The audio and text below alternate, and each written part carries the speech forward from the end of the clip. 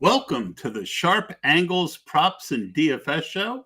I am your host, Tod Burros. My normal partner, Ryan McChrystal, is like I was last week, under the weather. So we are going to preview a new show that we're going to do for the rest of the way out with Adam Wilde rejoining us. Adam worked with Ryan and I over Thanksgiving. The show went really well, and we thought that format would work excellently in the playoffs. And sitting in for Ryan once again this week, he pinch hit for me last week. This week he pinch hits for Ryan, Raymond Summerlin. But during the playoffs, it should be Ryan, myself, and Adam. And we will go game by game where Ryan will give you props and Adam and I will give you the best plays that we're thinking about for daily fantasy. We are also going to have a show on Monday where I am working with Curtis Hirsch, and we'll go into that more later. So a lot to look forward to. And since there is so much early information, we're going to do Ryan's props. And instead of doing the normal DFS format that we do, we are going to go over articles that Ray and Curtis wrote about what teams have things to play for and what players have incentives they want to hit, as this, we feel, is the best way that we can help prepare you for early Week 18 DFS. And speaking of articles on the Sharp Football site, we want to help you to gear up for the postseason. Our weekly postseason packages are available, and included in those package is the rest of this NFL season, meaning this week. Last week, if you had joined, you would have also gotten our College Bowl recommendations where we went 8-0-1. So if you sign up for the weekly package, you get this week for free. You also get 71% off. We've gone 56-23 on our elevated plays since November 1st, which is a 71% success rate. And now we're going to pass on that savings to you.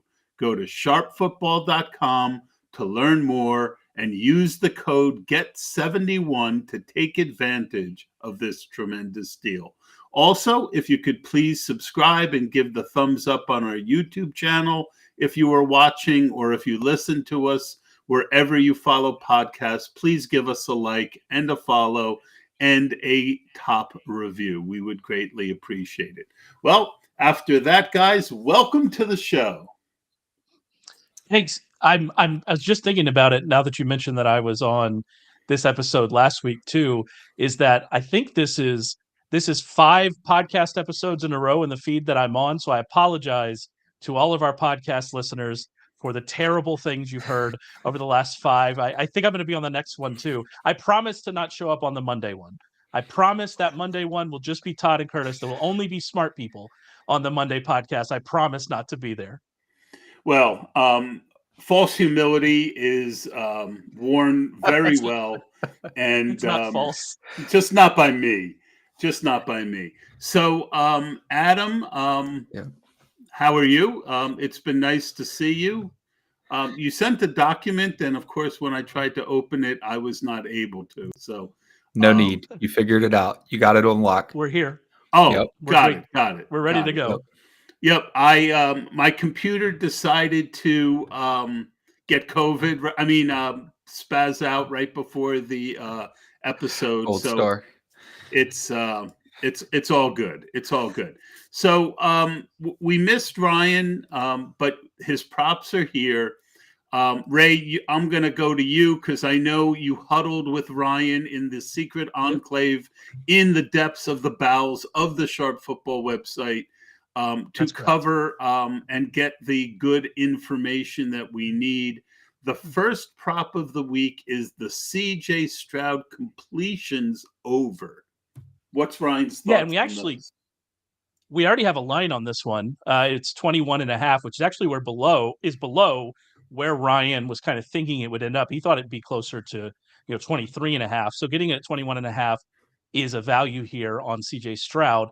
And there are lots of reasons to like CJ Stroud this week. There are lots of reasons to like this entire Texans passing attack this week.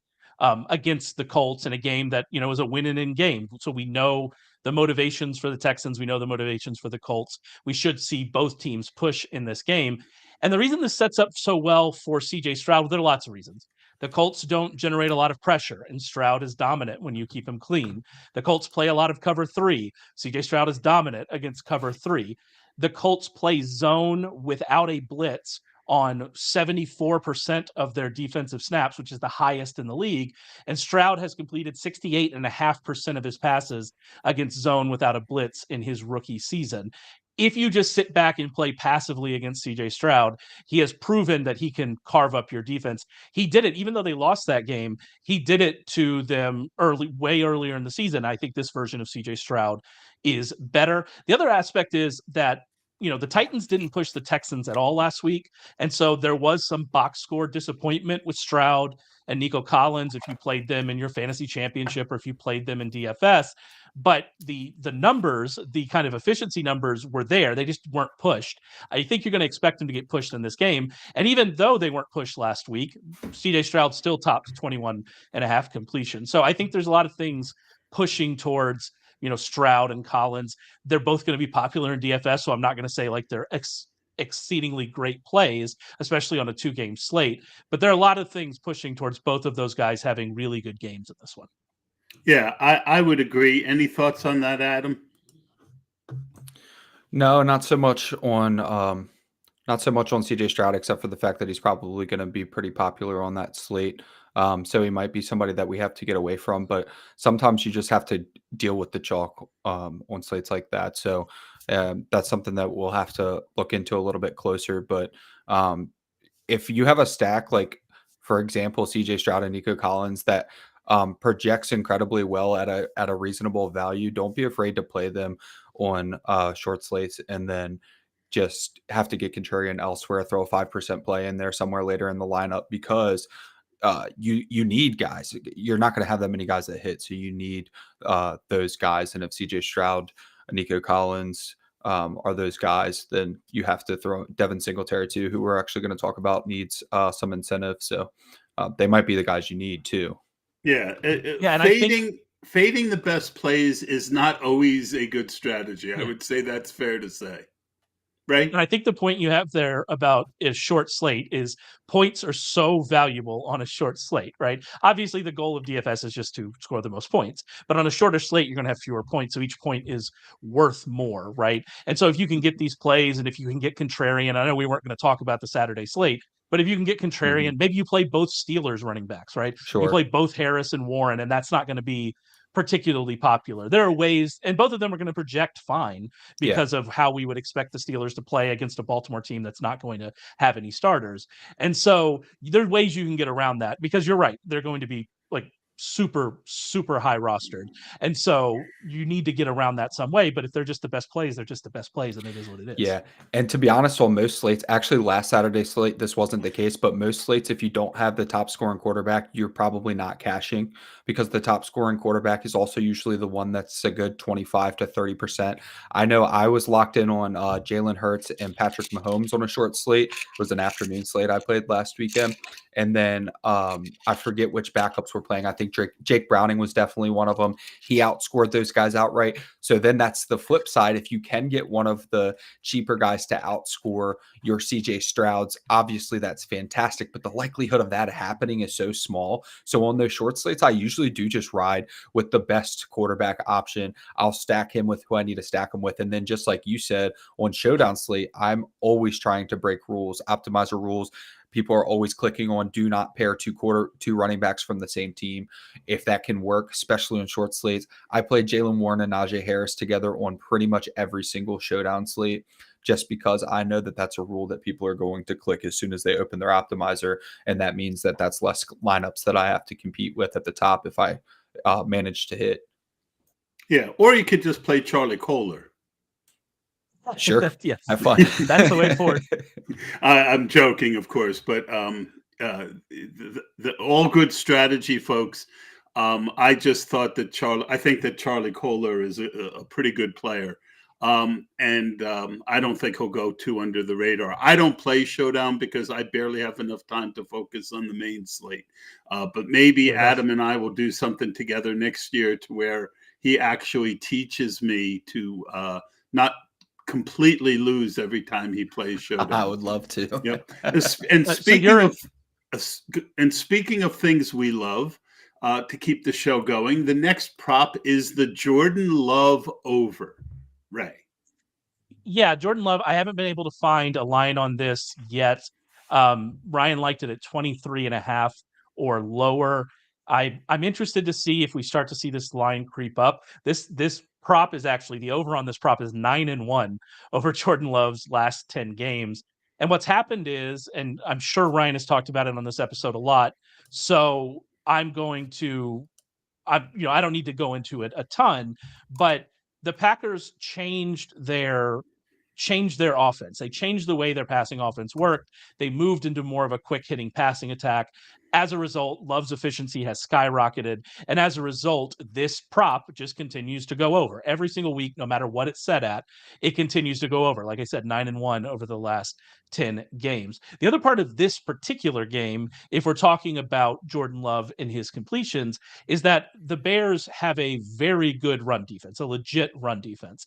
And so if you are trying to figure out how to attack this team, then it makes more sense to have some short targets to Jaden Reed, assuming he plays. He had that injury, but he's been practicing on a limited basis, and kind of the shorter areas and letting him create.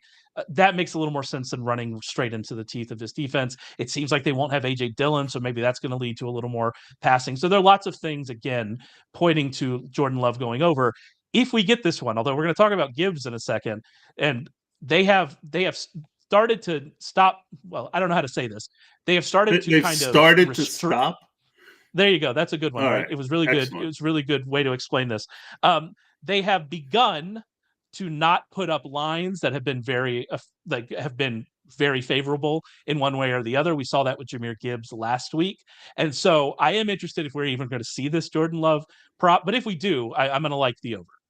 Yeah, and just to be clear, because I didn't mention it the first time, we were talking about the Jordan Love over on his completions for those who are following us on the radio. Speaking of starting to stop, that's what no one ever said to me on a podcast. Yeah, it's really good. I'm really, the Vyvanse is wearing off. The ADHD is coming full circle. If you're watching this on YouTube, which you should do that, go to YouTube, search Warren Sharp, find our channel, click subscribe. If you're watching this on YouTube, you're just going to see me rocking and moving and doing all of those things as my brain tries to compensate for the lack of ADHD medication. So this could be fun, Todd. We could be into it. So, okay, there's a lot we could go into there. I probably could take the rest of the episode, to be perfectly honest. Let's do it. You want to just do therapy session with Ray? I'm into that. You are getting very sleepy. Therapy gets expensive.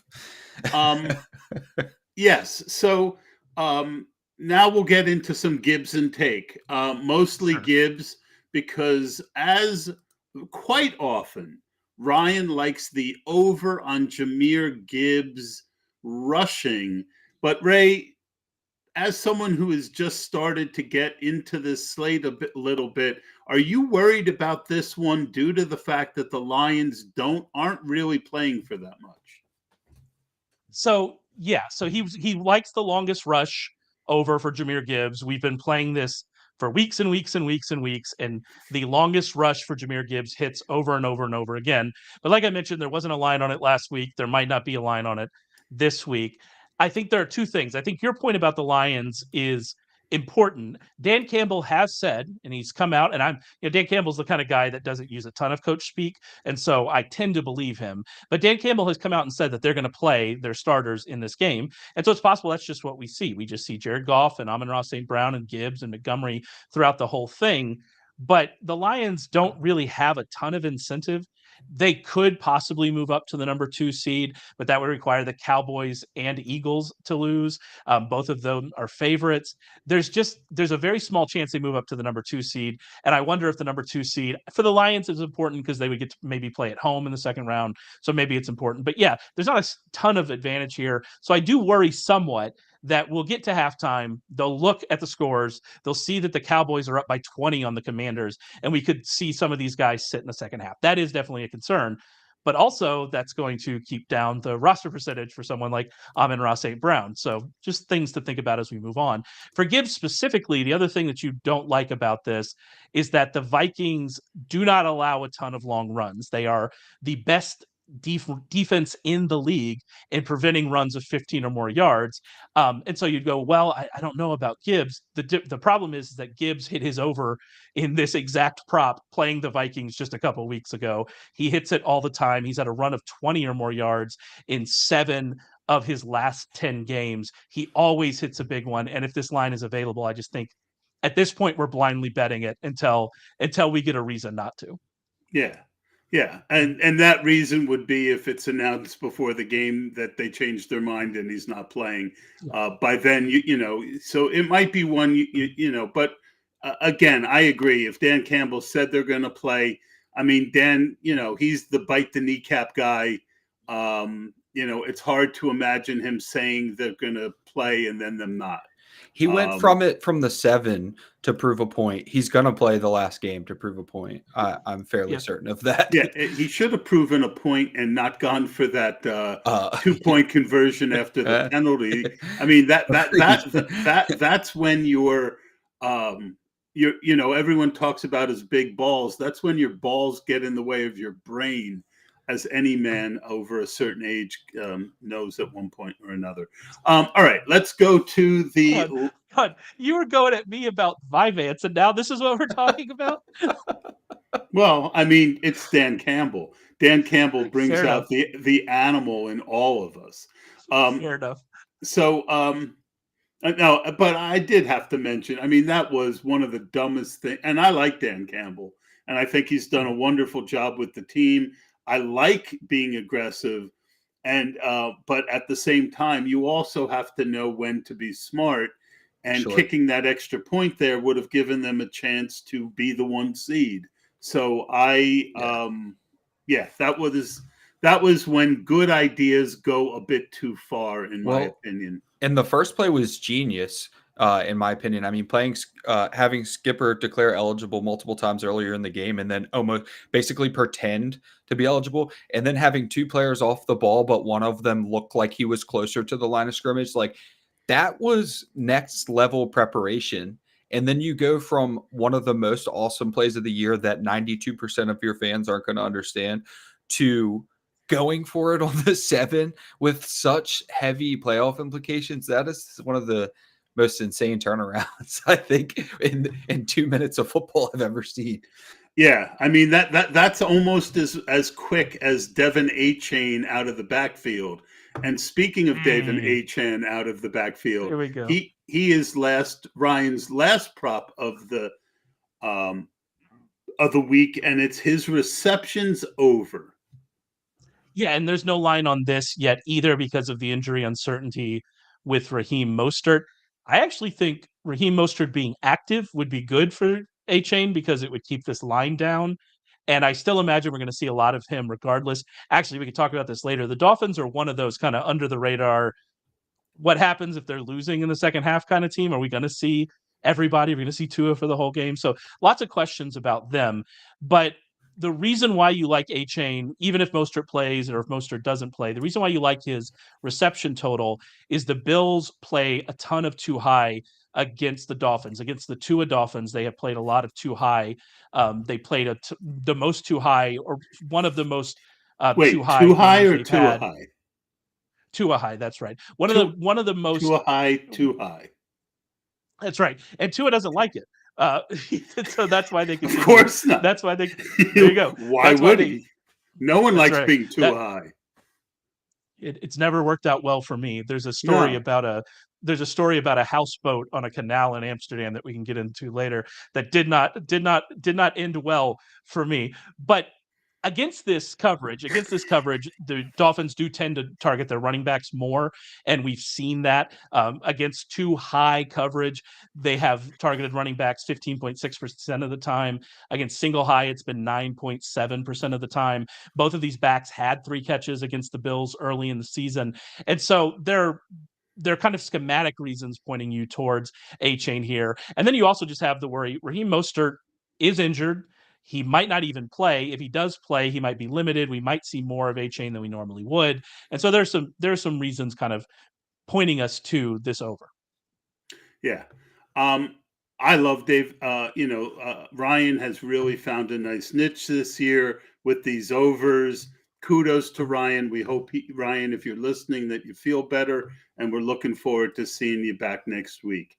I did a prop. I am up 4 right now, and I had, made a joke that, I'm not a prop guy. I really don't even look at this stuff. But for fun, every week I did it, and I got out to a nice start, ended up falling back to even, and I'm on a 4-game win streak. So I figured I'm going to throw one out, and mine is the under on Michael Pittman's receptions at 7. Now, I like Michael Pittman. I think he's a great receiver. It's a game that they need, but 7 is a lot of receptions. I mean, there are NFL wide receivers who don't, number 1 wide receivers who don't always get 7 targets. So I looked at the 2 Saturday games. That was my favorite prop. Adam, your thoughts? Yeah, I don't mind the I think that game could get to be a little bit of a shootout, and that could throw a little bit of water on your flame there. But 7 is a lot. When you sent the sheet over and I saw that, I did give it a double take. I hope Vegas isn't setting you up, because I do think that game could hit the over. And if it hits the over, Michael Pittman is going to have to be heavily involved. But 7, as you said, is a lot. If Minshew has one of his Minshew games where, he's inaccurate or throwing interceptions. So, yeah, it was just a natural reaction at seeing a number that high. Ray, your thoughts? Yeah, I don't want to continue to throw the cold water. I kind of like the over. You kind of like the over. Okay. Just because it's such a high number, and there are questions about kind of his health, really. I mean, we didn't see that same usage we wanted last week. And so, are we going to get the Michael Pittman from the middle of the season when he was just stacking targets, getting 12 and 13 targets? Like, is that what we're going to see in this game? Maybe. So it's interesting to kind of think about Michael Pittman. If you're playing that Saturday slate, to think about Michael Pittman, he doesn't have a massive ceiling. He's only hit, Rich actually told me this today, he's only hit 25-point PPR points once this season, which is shocking given the type of player he is, but he's not used down the field. And so, like, maybe if we're talking yards, something like that, I'd feel better about it. But catches, there's always just a chance that he just catches 9 passes on 13 targets for 83 yards, and that's kind of where we are. So I don't know. I would waver on that one for sure. All right, fair enough. I'm going to stick with it, and although it might not be too smart. So let's go over the 2 articles that were written this week. We'll start off with the teams that are likely and not likely going to rest. So the likely rest teams are the Ravens, the Browns, the 49ers, the Chiefs, and the Rams. We still have possible rest for Lions and Eagles. The teams that have to play: Colts, Jaguars, Vikings, Saints, Bucks, Cowboys, Packers, and Seahawks.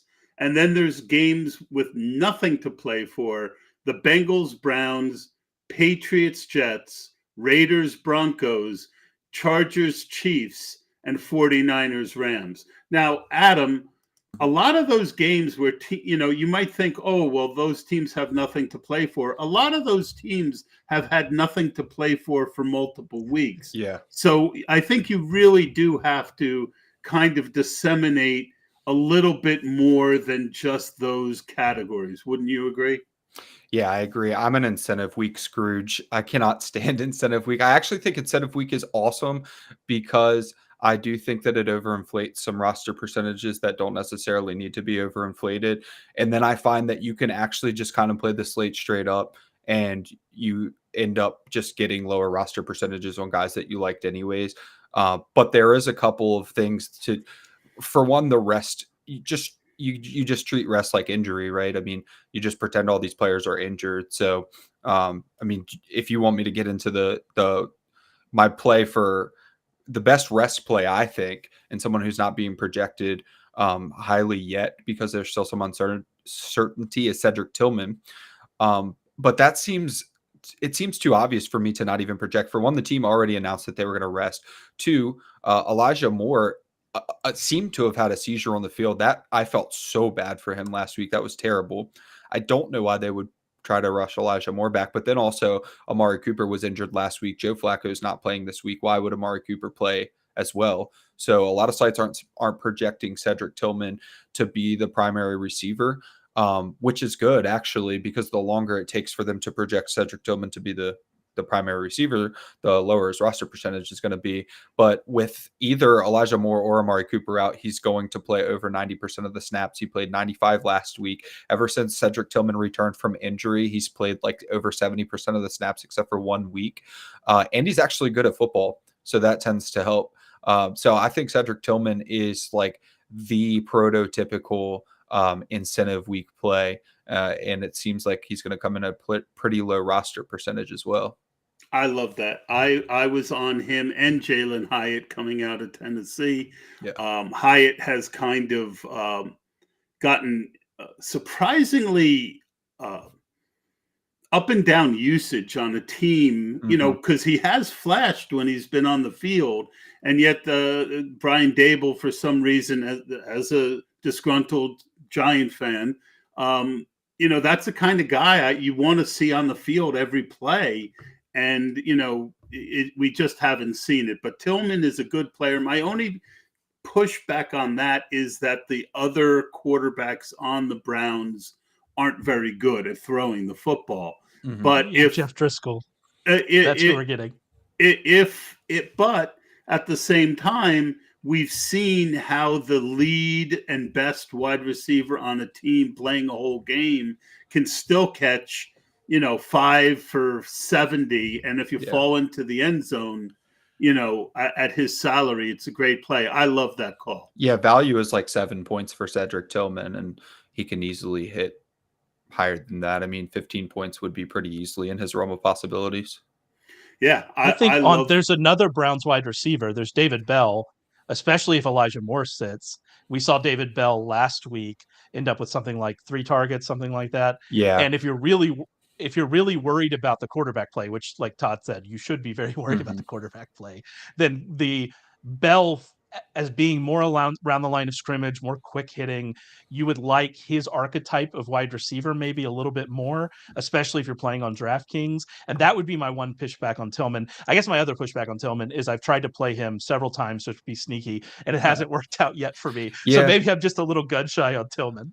I thought about Bell and Marquise Goodwin should be active as well. And I thought about both of them, but Bell has just never worked out for me. I mean, I've played him at min price on Showdown many times, and he's just, I don't understand. I was interested in him coming out. He got drafted higher than he should have, which always sends a little red flag. Like maybe you missed something, and Bell has not been productive. Cedric Tillman has performed in the way that you would like to see a wide receiver one at times. And that's kind of how I arrived on the pick. But you're right. There is 3 viable options. Unfortunately, they're getting passes from Jeff Driscoll. That's why I kind of tried to pick, okay, which one's the prototypical one that actually looks good at football. And that's how I arrived on Tillman over the bunch. Yeah. All right. Fair. So 100% fair. Yeah. Let's go over some of the most important players who have incentives to reach. And then I'm going to get a quick thought on each one of these guys once we get into the DFS. Well, I'll make sure to go over it again when we get into the DFS section. So for now, Baker Mayfield has a bunch of them, but important for him that they make the playoffs. DeAndre Hopkins needs 7 catches, 39 yards, and 2 touchdowns to reach his. Odell Beckham has some incentives that are reachable. Jordan Love has a playoff bonus, but obviously you're going to try and make the playoffs. Devin Singletary needs 165 yards. Austin Eckler needs 115 total yards. Alexander Madison needs 91 rushing yards. And Schultz, the tight end of the Texans, needs 6 catches.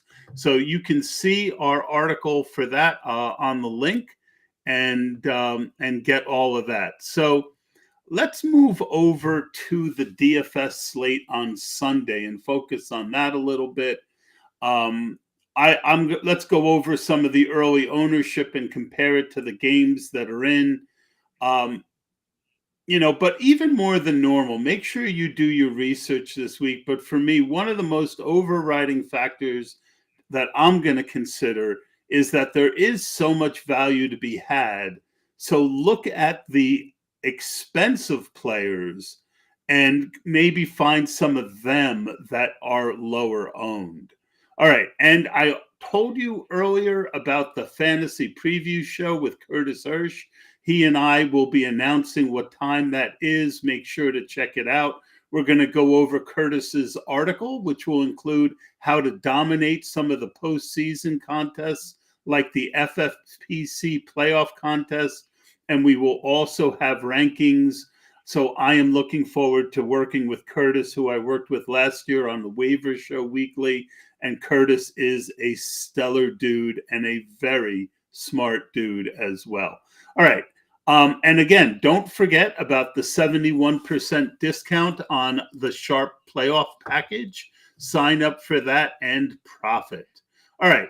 So at quarterback, it's pretty spread out. Right now, the 3 people who have the most ownership are Mullins, Geno Smith, and Dak Prescott. Ray, I'll go to you first. Any thoughts on Dak this week? Yeah, I mean, the case for Dak Prescott is pretty straightforward. It makes sense why he would be popular. The Cowboys need to win to keep the number 2 seed, or likely need to win. I guess there are some scenarios. This Washington defense is a travesty. It's a train wreck. And I think Rich Rebar made a really good point about the Cowboys, that unlike other situations this week that we would be worried about maybe some of the starters sitting out the second half, the fourth quarter, if the Cowboys starters are sitting out, that means they've put up a lot of points already. And Dak Prescott is likely to be a main factor in them putting up points against this Washington defense. And so I think you're going to be less worried about him than you would be about, Jalen Hurts, who's also in a really good matchup, also in a game the Eagles need to win. But if the Eagles go into halftime and they see that the Cowboys are up 35-7 on the Commanders, how much are they really going to push, Hurts and AJ Brown and DeAndre Swift? Devontae Smith's not even going to play. How much do they really, really push? And so I think that adds a lot of weight to Dak, not just the matchup, not just that they need to win, but if he is ultimately pulled from this game early, it's probably because he's already thrown for 3 touchdowns. And that really gives you a lot more faith in kind of this spot. Adam, is there anyone that jumps out to you as interesting? For me, I really feel like Justin Fields. I talked about spending your money on a high price guy that's not showing ownership. To me, Fields this is his last game in Chicago. I think he's going to really want to have a good game. It's a game that Chicago is going to be motivated to win for that reason. Green Bay needs the game.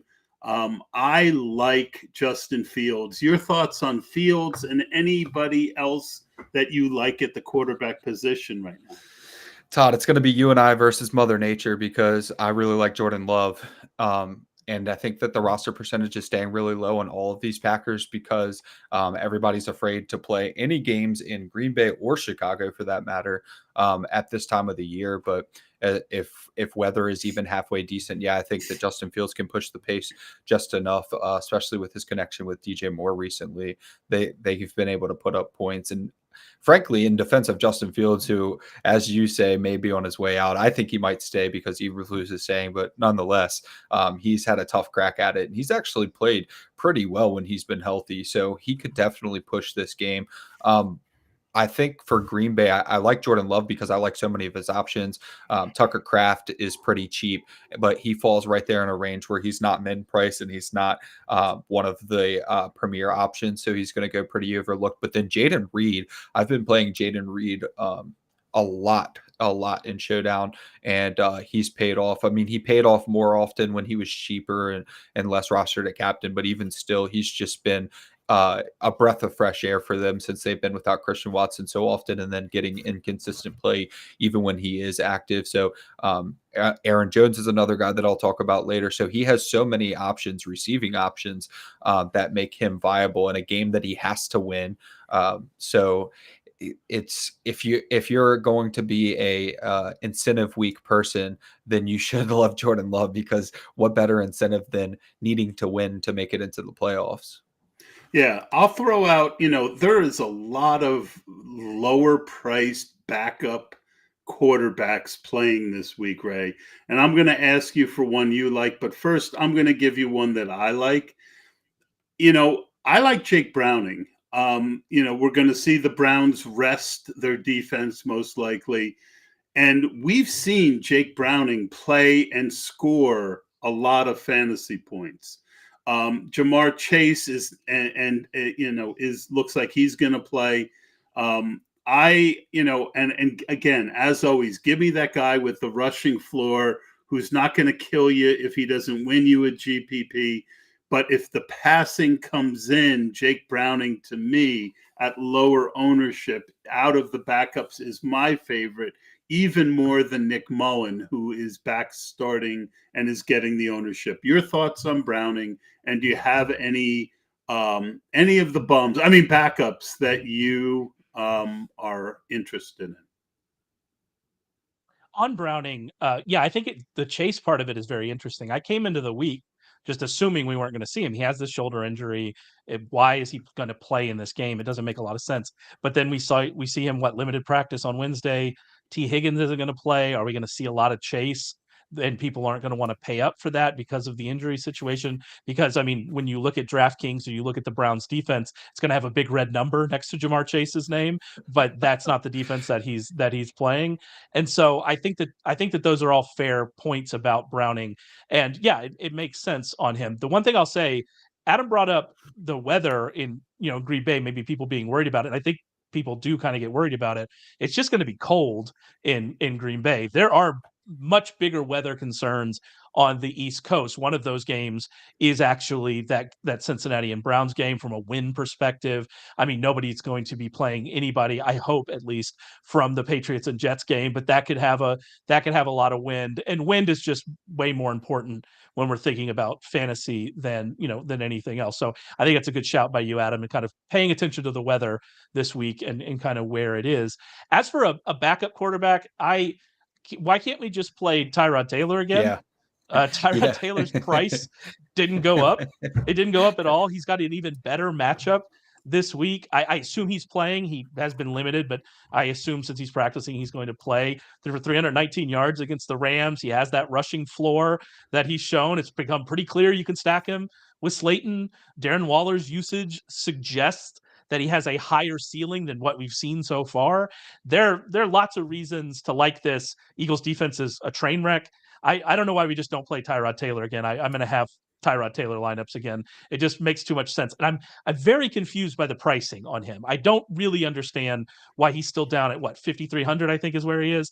Why is he still there? It's very weird where he's priced. I've noticed this year more than in a long time, pricing on DraftKings is not making sense and kind of almost being like it was originally without the great values used to get. And what I mean by that is, if you look at Patrick Mahomes' salary, it makes no sense. He hasn't put up a good game all year, but he was still one of the most expensive quarterbacks every week. Yeah. Jalen Waddle being 7,600 week after week after week and not, putting up big games. I think the Tyrod situation is kind of the opposite, to where it's Tyrod Taylor, so he's not going to be above 5,300. I mean, we've really needed to see somebody really crush, like CJ Stroud, to change the perception and boost. That's just something I've noticed this year, Ray. So I think that, and it's been creeping into Showdown too. For a perfect example is that DraftKings has only been caught once this year with a backup quarterback that's been under 8,000 one time, and in the past that's every single time a backup quarterback was in, they were 6K, and so DraftKings has become way more bullish on their pricing this season and far less willing to move it. May have a little bit to do with just the field getting kind of sharper and people not willing to jump on quick performances. So DraftKings used to be super reactionary, and now I feel like they're more so letting the field make that assumption. So Tyrod Taylor is a perfect example in that he put up 319 in years past. 10 years ago, maybe you look at that and you say, oh, I have to play Tyrod Taylor. And now Tyrod Taylor's a 16, 17% play. The good thing for us, Raymond, is that he's not going to be, especially since there's so many other backups around his range, but he's easily the safest. And because he has a 5 in front of his number instead of a 4 with our 48 options, he's probably going to be sub 5%. And if you're talking huge field GPPs, honestly, a lot of these guys, there's no one I could put $1 on except for Tyrod Taylor at 5,300. Or you can go, like I said earlier in the show, you can just play your normal good plays on this slate and just enjoy the 5% roster percentage discount because you have so much ownership scattered amongst the backups. And again, back to the lead. There, you don't need the savings this week, right? You can, I normally, when I do my optimizer, I set the minimum salary at something like $200. I only allow it to leave $200 on the table. Mm-hmm. I might allow it to be 800-900. Yes, yeah. Or even 1,000. I'll play with it, run it, see what kind of lineups I get. If I decide to even play this week, which I don't always play week 18. It's time to go over to running backs, though. And there is some chalk, and we're going to discuss whether these players are good chalk or bad chalk. It's Jordan Mason, Tony Pollard, who somehow has been chalk almost every week this year, which defies logic. He's chalk. We all want to believe in Tony Pollard so much. We want to believe. We want it to happen. We can't let it go. And this week he gets the Commanders, and we're going to want to happen again, and it's going to be sad again. We can't get away. Pierre Strong, Zamir White, and speaking of people we just can't get away from, Zeke Elliott showing ownership. Adam, any of those guys you think are good chalk or bad chalk? Yeah, Zamir White, good chalk. The tough Patriots game for Zeke, especially since his roster percentage is going to be pretty high anyways. I prefer Pierre Strong over Ronnie Rivers, although I know that Ronnie Rivers is great offense but he's not running behind the offensive line that Kyren Williams has been running behind all season. So it's not really a lot going to translate. And I just don't think Ronnie Rivers has demonstrated much ability. I might have some dynasty bias for Pierre Strong, but I do think that he's talented and he can catch the football. So if we're talking about Jeff Driscoll checkdowns, it's probably going to be Pierre Strong that benefits more than anybody in that situation. So Pierre Strong is somebody that I'd be willing to play, especially since if Ronnie Rivers is going to be chalky and Pierre Strong's the same price, 4K minimum for a running back, then easy pivot over to Pierre Strong. My almost 20% Pierre Strong in best ball, early best ball. I love Pierre Strong's tape coming out. I was so disappointed that they signed Zeke and didn't give him a real, because the one game they let him play in New England the year before, he looked pretty good. But now you've got two teams that have just stubbornly not given him the shot unless someone was hurt. But I love that for this week. I agree. I mean, there are so many running backs out there. Ray, your thoughts on Jordan Mason? Is Elijah Mitchell also sitting? So this was an interesting. Rich and I actually had a conversation on Slack. I think it was on Monday about this 49ers situation after Christian McCaffrey was ruled out. And at that point in time, I think the general consensus was that Elijah Mitchell was going to be very popular and people were going to play him because they thought he was going to, he's the backup and they thought he was going to, be the guy. But then, Elijah Mitchell didn't practice on Wednesday. I think it was with an illness. He's had injury issues throughout the season. And then there was a beat writer report saying that they think they're going to treat Elijah Mitchell, as more of like the starter, not play him much, if at all. And we're going to see a lot of Jordan Mason. And so that's where this is coming from. I mean, if it is Jordan Mason, if that's what we end up with, then he's in a good spot and he's getting a lot of work in a running game that we know how effective it can be. But I do still think there's some uncertainty with what this backfield actually is going to look like with Christian McCaffrey out, with Sam Darnold starting, with kind of them resting as many people as they're resting. So there's maybe more uncertainty with Mason than is being, I guess, priced into his roster projections. We'll see. That was my thought. So I'm glad that you kind of backed that up. And before we move on to wide receiver, Adam, you wanted to talk about one Aaron Jones. Yeah, I really like Aaron Jones, more so to go with the theme of the show of just playing Packers this week because the roster percentage is just going to be so low for them, and they've been super efficient recently. But Aaron Jones has been getting better over the last few weeks since he's come back from injury. A.J. Dillon has become essentially obsolete. So in a game that they have to win, especially a game that I like Jordan Love, and I like to stack my quarterback with a running back that I think can catch a touchdown, just because that's a huge double dip. If you can get it, it's a stack that not a ton of people are going to do. Then I'm super interested in Aaron Jones as part of my Jordan Love stack that I talked about earlier. Yeah, I mean, I'll throw one other low price name out that I like, and that's LaMichael Pirine. I think let's go. I think if he's going to be the main guy in Kansas City and he's not going to have any ownership, that's someone who I would like to be over on. Ray, let's move over to wide receiver and your favorite play of the week. I mean, it's a really, really difficult choice, but Christian Kirk at $3,000. I mean, yeah, he's not even like my favorite play. It's just that we were talking. Yeah, fair enough. We were talking about pricing, and that's the one that stands out to me. Like, how are we here with Kirk? He's eligible to come off IR. It seems like he is. We haven't gotten that, confirmed yet, so we'll have to play that by ear. But I mean, if he comes off IR and he's $3,000 in a game that the Jaguars need to win, we're going to reach Zach Moss level of rostership here. And I don't know how you get away from it, because just play him. Just play him, because especially with Trevor Lawrence, since Trevor Lawrence ankle injury and now he has a shoulder injury, he's really struggled to push the ball downfield accurately, but he's still been able to be accurate in the short areas. That's why we've seen Evan Ingram have the kind of last month that Evan Ingram has had, at least part of the reason.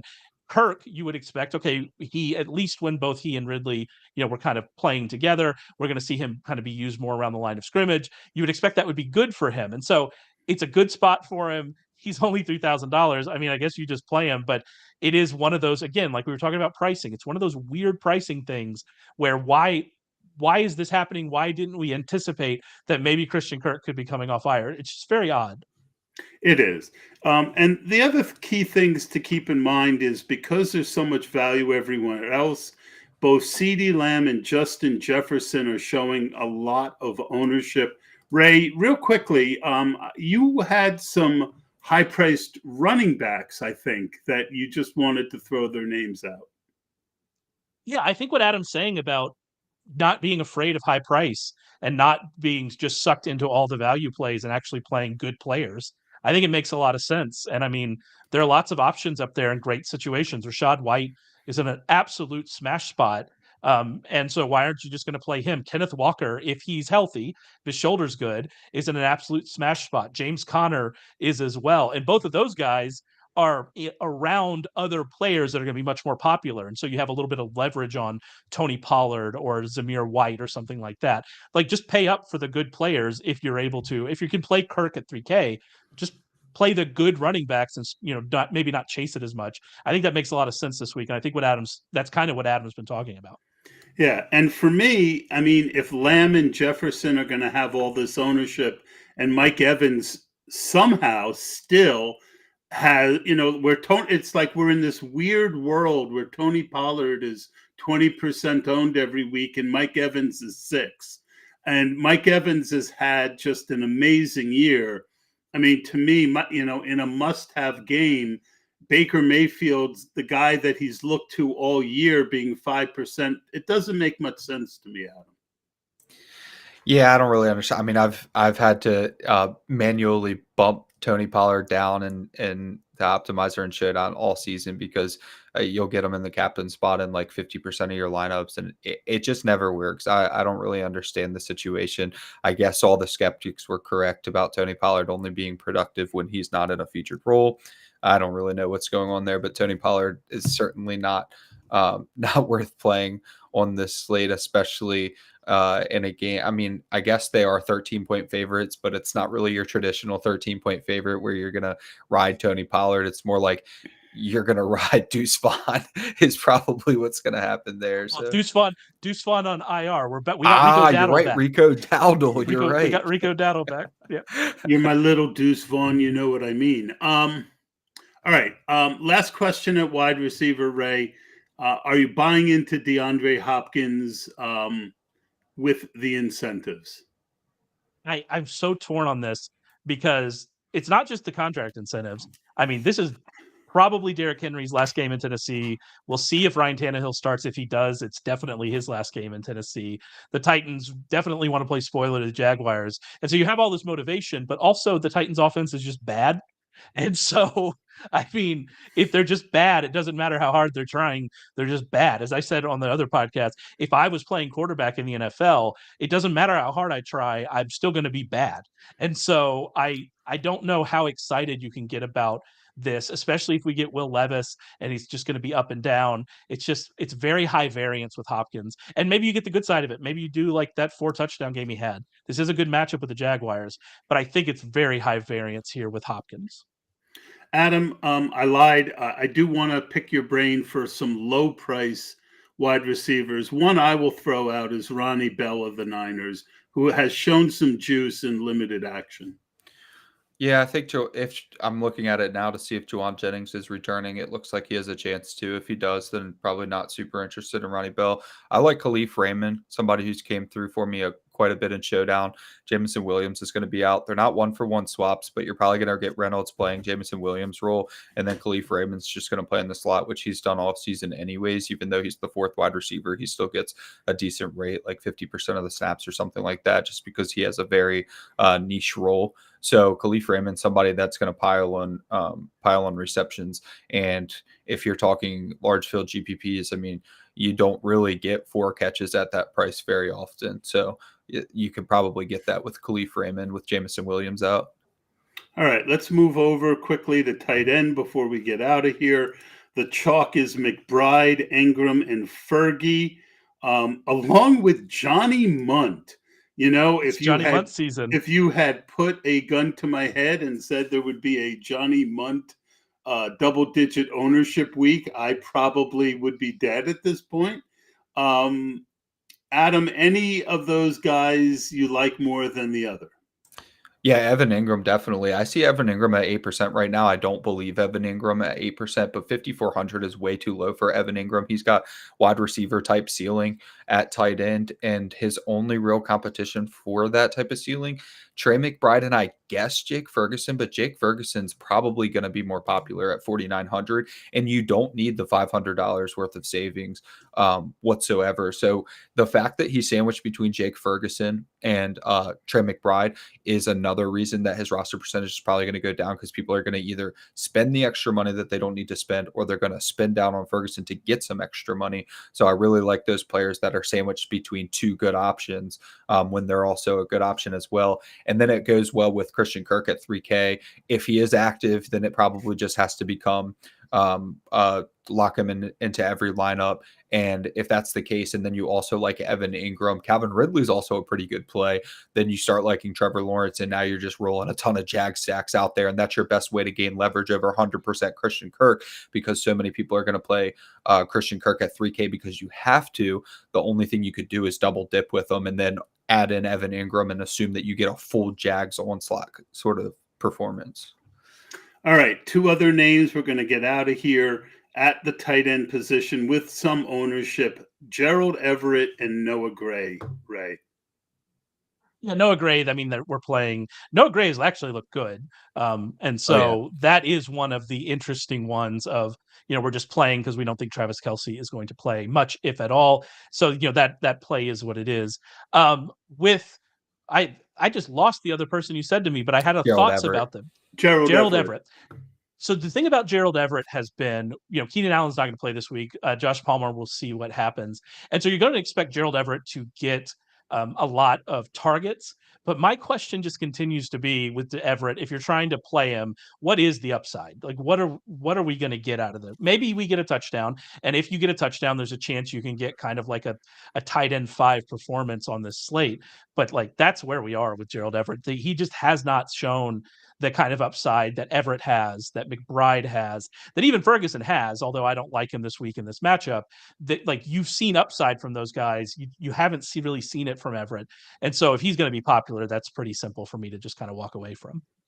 Yeah, and you mentioned earlier Darren Waller, him showing less than 1% ownership. I back to Adam's point earlier, go for talented guys. Don't just play a team full of backups. That's going to do it for us for this week. We really appreciate you joining us. We thank Ray for sitting in for Ryan. It's good to have Adam as part of the team from here on out. Adam, I'm very much looking forward to going game by game with you on DFS during the playoffs, and picking apart Ryan's props with a fine-tooth comb. I will again be with Curtis on Monday, and I want to thank each and every one of you for joining us. Happy New Year to everyone who listened, and we will see you next week.